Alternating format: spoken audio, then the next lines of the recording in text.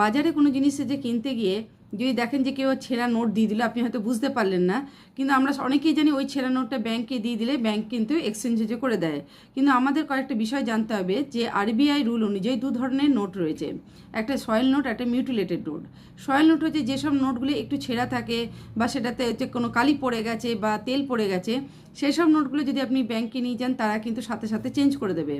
তা যে মিউটিলেটেড যে নোট রয়েছে, সেই মিউটিলেটেড নোট যদি মধ্যখান থেকে ফাটা রয়েছে বা একটা অংশ হয়তো ছিঁড়ে বেরিয়ে গেছে, আপনি বুঝতে পারেননি, কিন্তু সেই নোটের যদি সিরিয়াল নম্বরটা থাকে তাহলে সেই নম্বরটা যে দেখে ব্যাংক আপনাকে সাথে সাথে চেঞ্জ করে দেবে। কিন্তু নোটে যদি 80% ড্যামেজ হয়ে থাকে তাহলে সেক্ষেত্রে আপনার যে নোটের ভ্যালুটা রয়েছে তার 50% আপনি রিটার্ন পাবেন।